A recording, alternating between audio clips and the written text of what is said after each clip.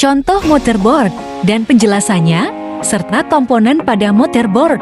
Perkenalkan, nama saya Cecilia Francisca Patutang dari kelas 4TI2, NIM 2102048. Yang pertama ada motherboard micro ATX. Untuk motherboard jenis micro ATX ini peran serta fiturnya hampir sama dengan jenis yang ATX. Hanya bedanya motherboard jenis ini fisiknya lebih kecil yang gunanya untuk mengurangi jumlah slot I/O pada motherboard.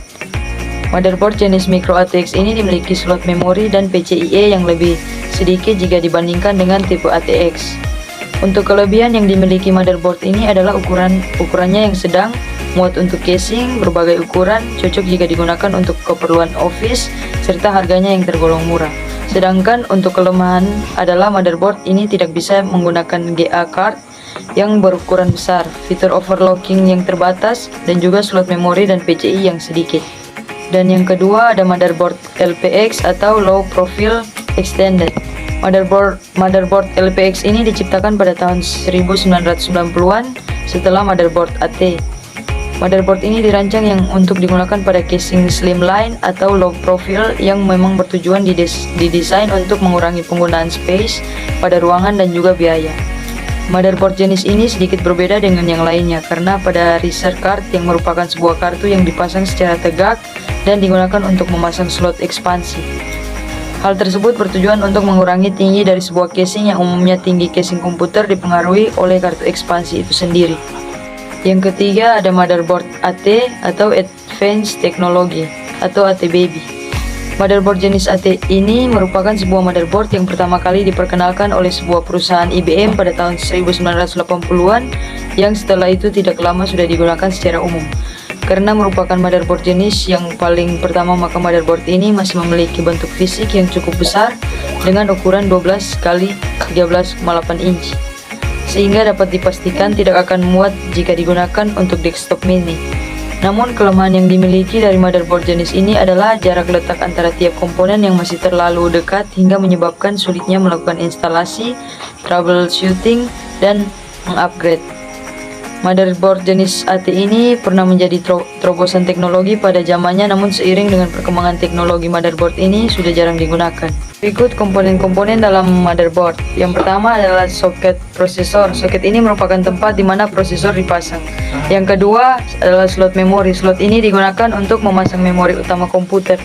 Yang ketiga ada NOT bridge, merupakan sebutan bagi komponen utama yang mengatur lalu lintas data antara prosesor dengan sistem memori dan saluran utama motherboard. Yang keempat ada South bridge, sebutan untuk komponen pembantu North bridge yang menghubungkan North bridge dengan komponen atau peripheral lainnya. Yang kelima ada slot PCI Express L16, merupakan slot khusus yang bisa dipasangi kartu VGA generasi terbaru.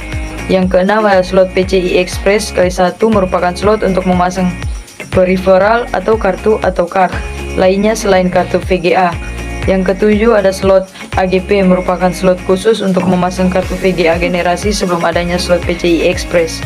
Yang kedelapan ada slot PCI, merupakan slot umum yang bisa digunakan untuk memasang kartu atau card dengan kecepatan di bawah slot AGP dan PCI Express.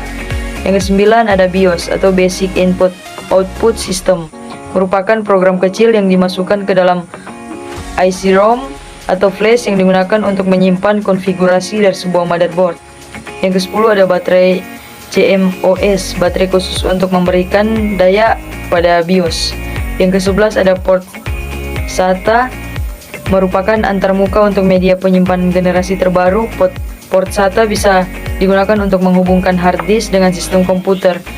Yang ke-12 ada port IDE, merupakan antarmuka media penyimpanan sebelum generasi SATA. Yang ke-13 ada port floppy disk, digunakan untuk menghubungkan media removable atau media penyimpanan yang bisa dicopot, yaitu disket atau floppy disk. Yang ke-14 ada port power, yaitu port untuk memberikan daya kepada sistem komputer. Yang ke-15 ada back panel, merupakan kumpulan port yang biasanya diletakkan di belakang casing atau wadah komputer PC.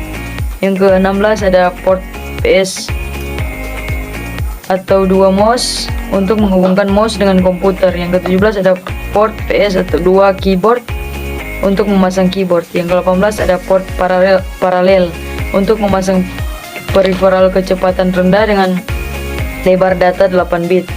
Yang ke-19 ada port serial digunakan untuk memasang peripheral kecepatan rendah dengan mode transfer data serial.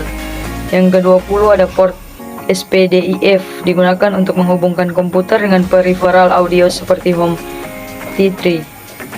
Yang ke-21 ada port Firewire untuk menghubungkan peralatan eksternal kecepatan tinggi seperti video capture atau streaming video.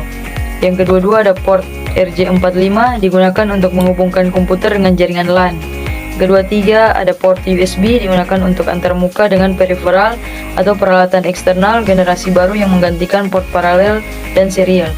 Yang terakhir ada port audio digunakan untuk menghubungkan komputer dengan sistem audio seperti speaker, mikrofon, line in, dan line out. Sekian dan terima kasih.